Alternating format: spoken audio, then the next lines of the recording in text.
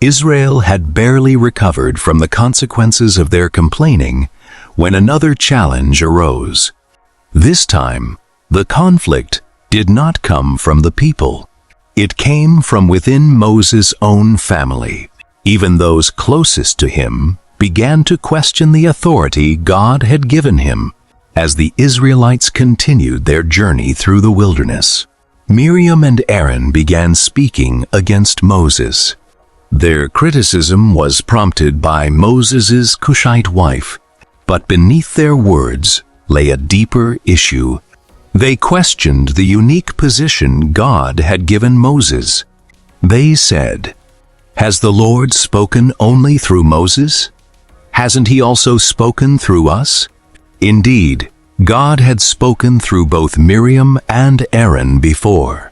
Miriam was a prophetess who had led Israel in worship after crossing the Red Sea, and Aaron had been appointed as Israel's high priest. But they failed to recognize that God had entrusted Moses with a unique calling. The Lord heard what they said. Now Moses was a very humble man, more humble than anyone else on the face of the earth. Without delay, the Lord summoned Moses, Aaron, and Miriam to the tent of meeting. As they stood before him, the pillar of cloud descended and rested at the entrance of the tent. Then the Lord spoke, "Hear my words.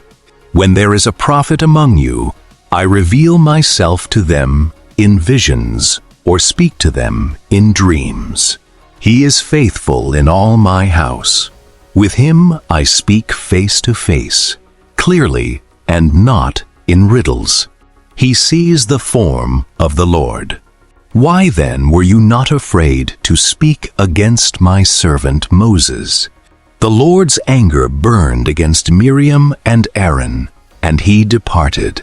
As the cloud lifted from above the tent of meeting, Miriam's skin became diseased, white like snow. Aaron looked at her and realized what had happened.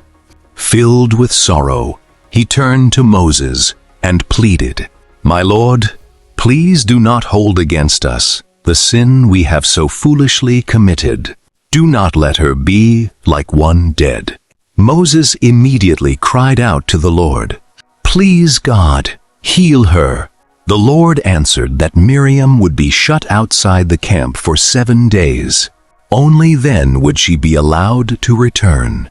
So Miriam was sent outside the camp, and in an extraordinary act of unity, the entire nation of Israel did not continue its journey until she was restored. After 7 days, Miriam returned to the camp.